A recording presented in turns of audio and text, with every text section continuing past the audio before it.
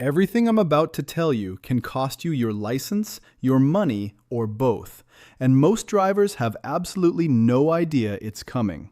Some of these rules will catch you out even if you think you're a careful driver, and one of them can ban you instantly without you even realizing you've done anything wrong. If you drive in the UK in 2026, you need to watch this to the very end, because missing just one of these could change everything the next time you get behind the wheel. Now, if you're watching this and thinking, why has nobody explained this to me like this before? This channel is for you. I make these videos so ordinary drivers don't get caught out by rules that are quietly changing in the background. No jargon, no scare tactics, just the stuff you actually need to know. Let us start with something that might surprise quite a few of you, and that is the updated guidance around mobile phones in vehicles.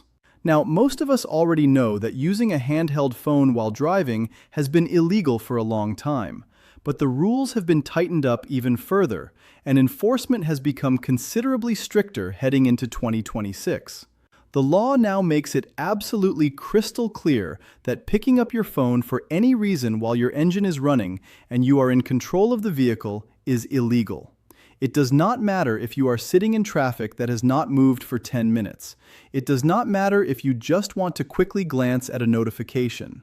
The moment your hand touches that phone while you are behind the wheel with the engine on, you are breaking the law, full stop. The penalty for this is 6 points on your license and a fine of up to £1,000.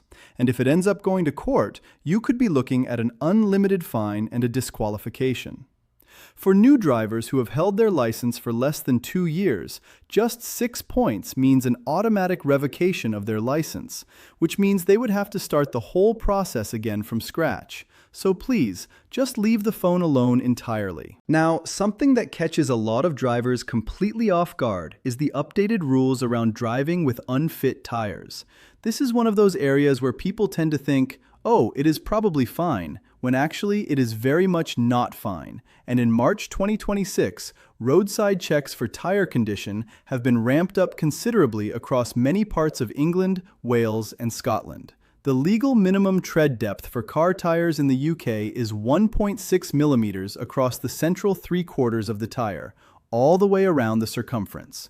But what many drivers do not realize is that most tire safety experts strongly recommend changing your tires well before they reach that legal minimum, ideally at around 3 millimeters, because stopping distances increase dramatically as your tread wears down, especially in wet conditions. If you are caught driving on tires that are below the legal limit, each tire can carry a fine of up to £2,500 and 3 penalty points. If all 4 of your tires are illegal, you could be walking away with £10,000 in fines and 12 points on your license. That is an instant disqualification right there, and it happens far more often than you might think. Let us talk about something else that is causing real confusion right now, and that is the rules around driving in low-emission zones and clean air zones, because these have expanded significantly in early 2026. Several more towns and cities across the UK have introduced or extended their clean air zones, which means drivers of older, more polluting vehicles now face daily charges or outright restrictions in those areas. The important thing to understand here is that these zones are not all the same. Some charge you for driving through them, some ban certain vehicle types entirely during certain hours, and some operate around the clock 7 days a week. The charges can range from anywhere between £8 to £100 per day, depending on your vehicle type and the specific zone you are entering. Many drivers have been receiving fines through the post, weeks after driving through a zone they did not even know existed. And these penalty charge notices can be up to £120 if you do not pay within the discount period. The very best thing you can do before driving into any unfamiliar city or town is to check the local council's website or use a reliable navigation app that flags clean air zones automatically. Do not assume that because you drove somewhere 2 years ago without any issues, the same will be true today. Speed awareness is another massive area that law enforcement has doubled down on going into this year. Average speed cameras have been popping up on more and more stretches of road across the UK, and the way these work is slightly different to the traditional fixed cameras that snap you as you pass a single point. Average speed cameras measure your speed over a distance, which means even if you slow down when you spot a camera, it does not help you if you have been speeding between the camera points. The computer does the maths between entry and exit, works out your average speed, and if it is above the limit, you will get a notice through your door. What makes these particularly unforgiving is that they are extremely accurate, and there is very little room for arguing your way out of it. The standard penalty for speeding is a £60 fine and 3 penalty points. But if you are significantly over the limit, you can be sent to court where fines are calculated as a percentage of your weekly income, up to £1,000 on a standard road and up to £2,500 on a motorway. Some drivers have genuinely been fined thousands of pounds because they did not take this seriously enough. One area that does not get nearly enough attention in these kinds of conversations is the law around driving when you are tired or fatigued. Now, there is no specific offense called driving while tired in the same way there is for drink driving, but if the police or a court determine that your tiredness contributed to an accident or dangerous driving situation, you can face charges under dangerous or careless driving legislation, which carry extremely serious penalties, including prison sentences in the worst cases. The Highway Code makes it very clear that you should never drive when you are sleepy, and research has consistently shown that driving after being awake for 17 to 19 hours produces impairment similar to having a blood alcohol level at or above the legal drink-drive limit. So if you have had a terrible night's sleep, if you have just come off a long shift, or if you find yourself yawning repeatedly and struggling to concentrate, please pull over somewhere safe and rest. It is not worth it, and the law does support action being taken against you if things go wrong. Now let us spend a moment on something that is relevant to a huge number of drivers right now, and that is the rules around driving with a medical condition that affects your ability to drive safely. Under UK law, you have a legal duty to inform the DVLA if you have a medical condition that could affect your driving. This includes things like epilepsy, diabetes, certain heart conditions, sleep apnea, and even some mental health conditions depending on their severity.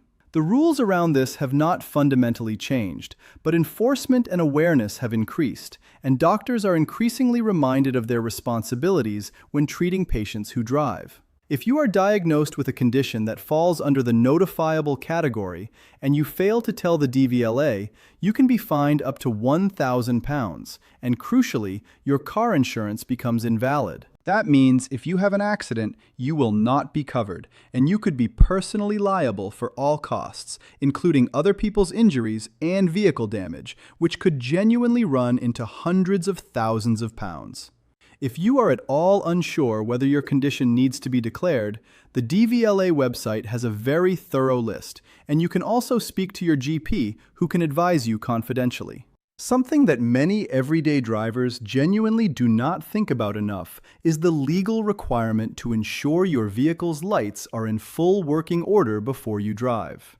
This sounds incredibly basic, but you would be genuinely surprised how many vehicles are on the road with a faulty brake light, a headlight that is blown, or a number plate light that is out.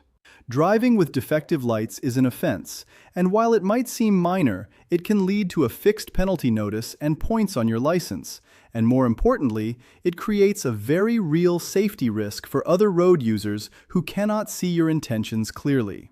The best habit to get into is doing a quick walk-around check of your vehicle every week or so, getting someone to stand behind the car while you press the brake, checking your indicators front and back, and making sure your headlights and rear lights all come on properly.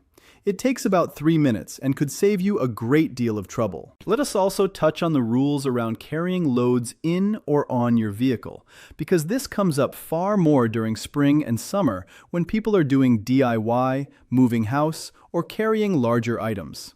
If your load is not properly secured and it falls from your vehicle, you can be prosecuted for using a motor vehicle in a dangerous condition, which carries an unlimited fine and up to 3 penalty points.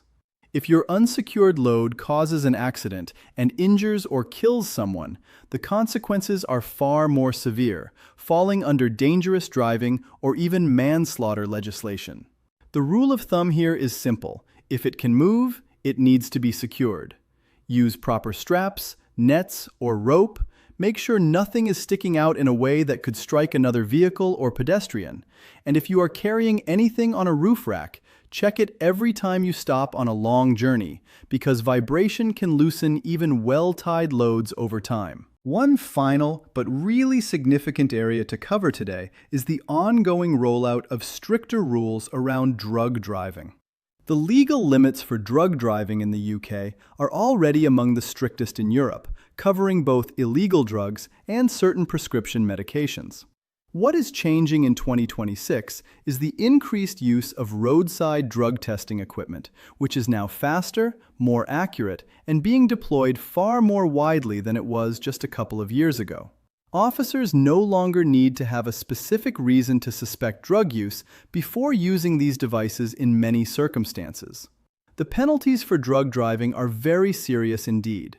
You face a minimum 12-month driving ban, an unlimited fine, up to 6 months in prison, and a criminal record that will follow you around for years, affecting employment, travel, and insurance costs. If you are on prescription medication, particularly things like strong painkillers, antihistamines, certain antidepressants, or sleep aids, it is absolutely worth having a conversation with your pharmacist or GP about whether those medications could impair your driving ability or put you over any legal thresholds.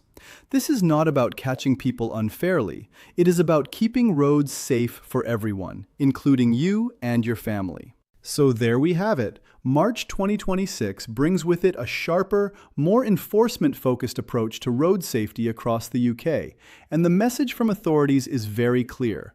The rules are there for a reason, and they are going to be applied consistently and firmly. Checking your tires, keeping your phone in your pocket, understanding which zones you are driving through, making sure your lights work, securing your loads properly, and being honest with the DVLA and yourself about your health and fitness to drive. These are not complicated things. They are sensible, responsible habits that keep you legal, keep you safe, and keep everyone else on the road safe as well. If you found this video useful, please do share it with anyone you know who drives, because this is the kind of information that can genuinely make a difference.